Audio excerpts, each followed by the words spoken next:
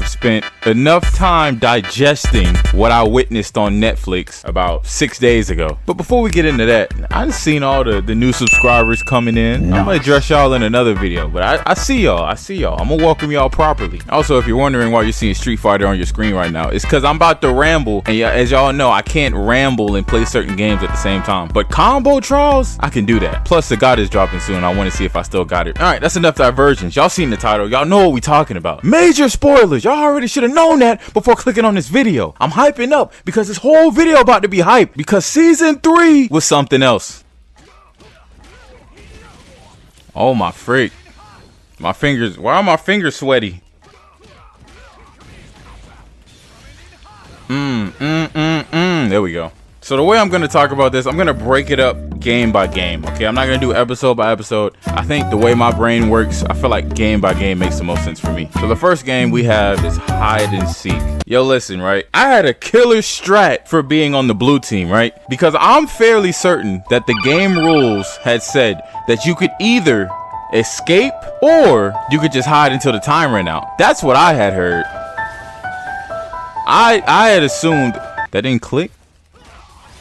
I had assumed that that's what was possible during the games because I don't remember them saying that you couldn't do that. You couldn't just hide until the timer ran out. Y'all correct me if I'm wrong. But if that's the case, bro, I'm 6 foot, 230, mostly muscle, I would assume. I'm finding a one-way door, opening that mug, closing it, and just putting my body weight on the door. Because if you're the killers, you have to eliminate somebody to be safe. And if you're sitting at a door spending a minute or two trying to open it, expending your energy, you're gonna be like, it's not worth it. I'm gonna just go somewhere else. Now, granted, right? The only flaw in the plan is that if like 3 dudes try to barrel through that door, I'm cooked. I'm just not making it out alive. And I'm not a main character. I'm dead. But that area seemed to be a big place. So even better if I had like 1 or 2 teammates to hold the door with me. But you know who didn't need help? Player 1 freaking 20, man. You tried to touch that pregnant woman or that old woman, you was getting packed up. Whatever God you prayed to, you was about to meet them that day. Everywhere she went, it was straight. Police steady watching me. Every day they clocking me. Every time my altercation popped off, I was getting mad hype.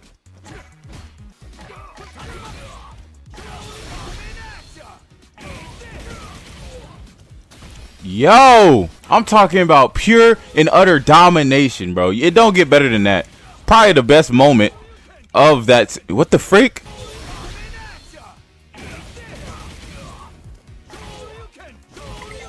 By far the second best character in that game, without a doubt. Who was the first? We'll get to that later. The 2 players I was running around doing the killing spree thing, I think they were player 333 and player 124.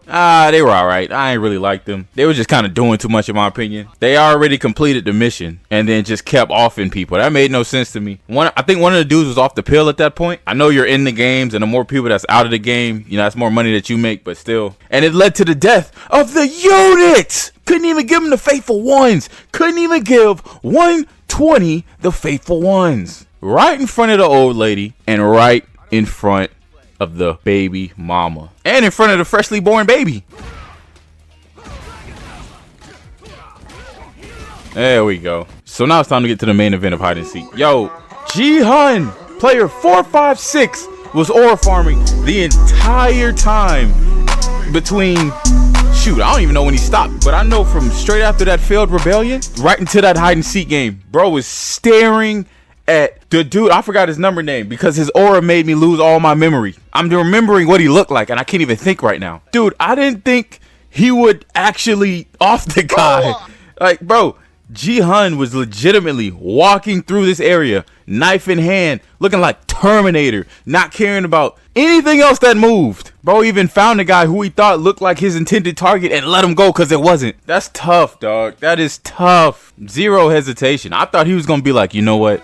This isn't how I'm supposed to be. That's not why I'm here. Bump all that. And I got to give it to him. I did not see him doing it. So that was a surprise that I wasn't ready for. Oh, also, the clairvoyant lady.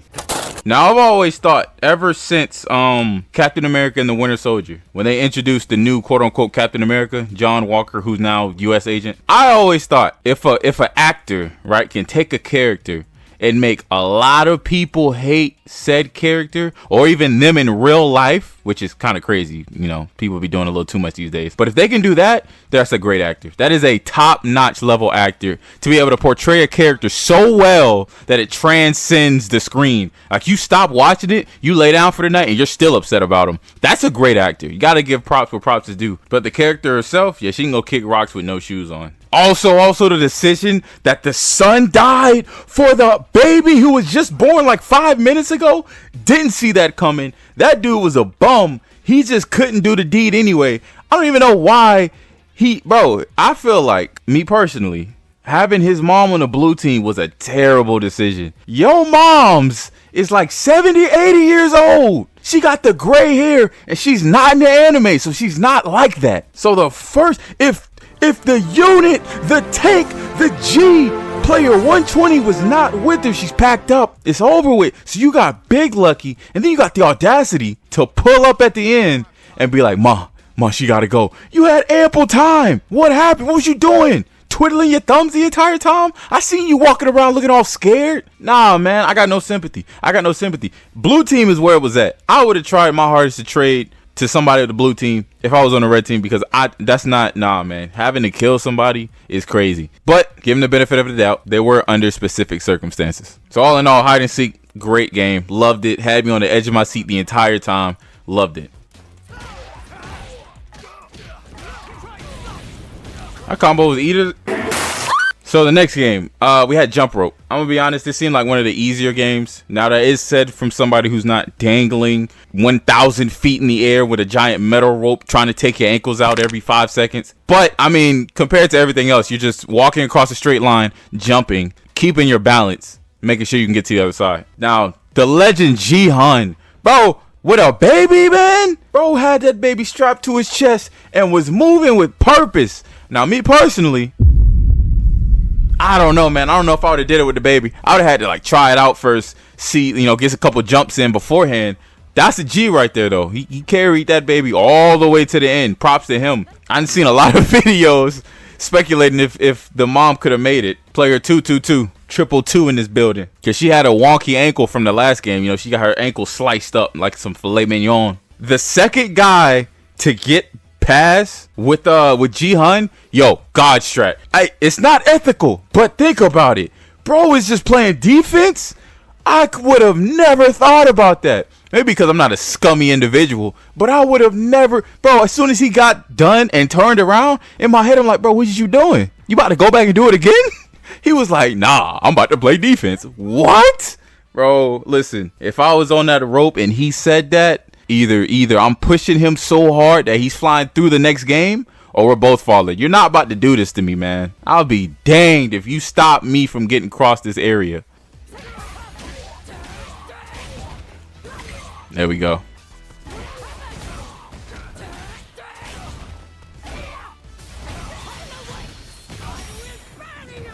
Then you got the dad that's gonna try to come over and be like, oh, let me help you. Let me help you for our son. Hey! Sit your ass down. He was just a lost cause from the get-go. But yeah, the jump rope game, it wasn't really much to talk about there. We knew that was when Triple Two had died. She couldn't make it.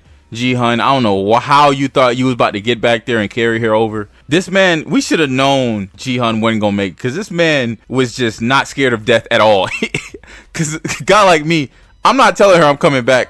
How? She weighs like a lot more than that baby, and he nearly fell while carrying the baby. No, man, that's just not happening. Man, those seconds of her just sitting there trying to jump on that leg and it not working and just watching the time go down was stressful. I'm not really mentioning the VIPs that much because they were whatever. I didn't really like them. They were iffy. They were just there. But all in all, I think jump rope was pretty solid. Not as good as hide and seek, obviously, but I do think it was still a good game. And now we have the finale, Squid Game. I just dropped something in my house. We had, first of all, I don't know how this grimy old man made it all the way to the end. I forgot his number 2. It's not important to me because they had like a handful, counting the baby, because the baby became a player, which was crazy. Dude, I'm seeing people online saying that was player 222's old account. That's hilarious. She logged out of her main account just to hop on her own. That's pretty funny. I can't even cap. He was able to turn them against each other. And then even the baby dad was like, I don't want to kill the baby. I don't want to. Even though like seconds after that, or maybe minutes, bro was dangling the baby over a 100-foot drop. Like the cloth can slip out of his hand or something. Bro was all over the place, like I said.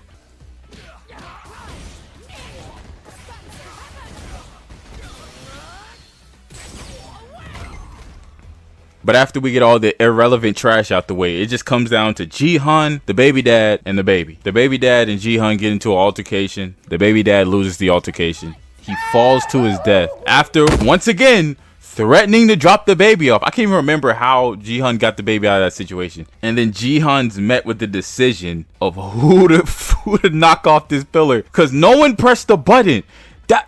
Bro, when they were dangling, I noticed. I was like, oh no, the button wasn't pressed. What's gonna happen? Because it's just gonna be him and the baby, and we know Gi-hun's not throwing this baby off.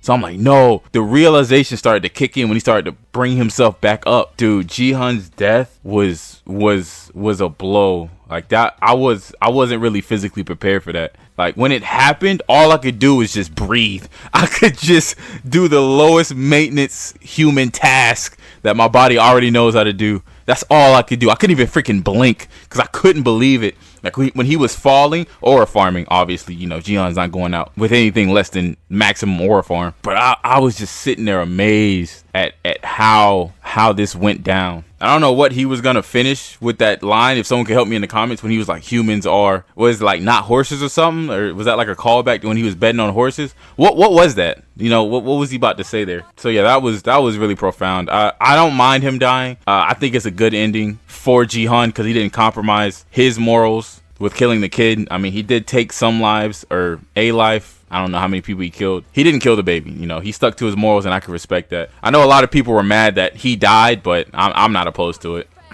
Now, with all the games out the way, now we can talk about the bad part. I wanted to be as positive as possible before I talked about this ending. And I knew only the true listeners would sit this far.